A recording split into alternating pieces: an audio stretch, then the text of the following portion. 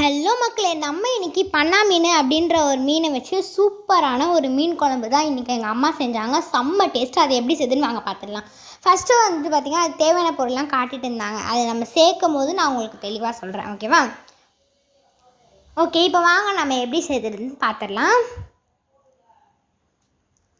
So first வந்துட்டு பார்த்திங்க அப்படின்னா, ஒரு கடாய் எடுத்துக்கோங்க. அந்த கடாயில் நம்ம பெரிய வெங்காயமோ, தக்காளி, காஞ்ச மிளகா, தேங்காய், 1 டீஸ்பூன் சீரகம், கொஞ்சமாக நம்ம கருவேப்பிலை சேர்த்துக்கணும். சேர்த்துட்டு அதை நல்லா நீங்கள் வதக்கிக்கோங்க. அது நல்லா வந்துட்டு நம்மளுக்கு இந்த அளவுக்கு வரணும், ஓகேவா? வந்ததுக்கப்புறம் நீங்கள் அதை ஒரு ஜாரில் மாற்றி இந்த அளவுக்கு நல்லா பேஸ்ட்டாக அரைச்சி எடுத்துருங்க.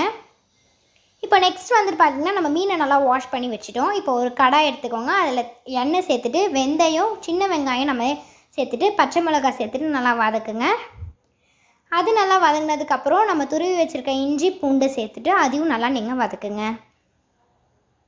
ஸோ அம்மா சொன்னாங்க, இந்த மீன் செம்ம டேஸ்ட்டாக இருக்கும், மறக்காமல் நீங்கள் வாங்கி ட்ரை பண்ணி பாருங்கள். இது அவ்வளோலாம் முள் இருக்காது, நடு முள் மட்டும்தான் இருக்கும்.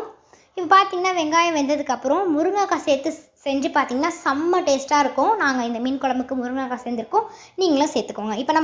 இப்போ நம்ம அரைச்சி வச்சுருக்கோம்ல, அந்த பேஸ்ட்டை நம்ம சேர்த்துட்டு தேவையான அளவுக்கு மிளகாய்த்தூள், தேவையான அளவுக்கு மஞ்சத்தூள், தேவையான அளவுக்கு நீங்கள் குழம்பு தூள் சேர்த்துட்டு அதையும் நல்லா வதக்குங்க.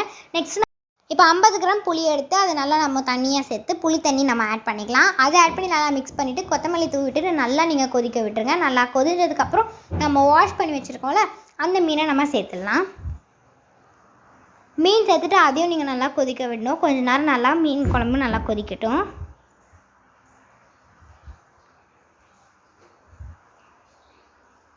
இப்போ நெக்ஸ்ட் வந்துட்டு பார்த்திங்கன்னா, நம்ம நல்லா கொதிக்க விட்டு எடுத்தோம்னா நம்மளுக்கு கம ரெடி ஆகிடும். இப்போ பார்த்திங்கன்னா, நம்ம சாப்பாடு வச்சு பீன்ஸ் காய், மீன் ஃப்ரை, சிக்கன் 65 நம்ம செஞ்சு வச்சுருக்க மீன் குழம்பு சேர்த்து சாப்பாடு வச்சு சாப்பிட்டு பார்த்தோம். செம்ம டேஸ்ட்டாக இருந்தது. நீங்களும் மறக்காமல் வீட்டில் ட்ரை பண்ணி பார்த்து மறக்காமல் மீன் குழம்புல முருங்கைக்காய் போட்டு ட்ரை பண்ணி பாருங்கள். செம்ம டேஸ்ட்டாக இருக்கும். மறக்காமல் வீட்டில் ட்ரை பண்ணி பார்த்து எப்படி இருக்குன்னு கமெண்ட்ல சொல்லுங்கள். இந்த வீடியோ பிடிச்சிச்சுன்னா லைக் பண்ணுங்கள். மறக்காமல் சேனலில் சப்ஸ்கிரைப் பண்ணிக்கோங்க. பெல் பட்டன் தட்டி விட்டுக்கோங்க.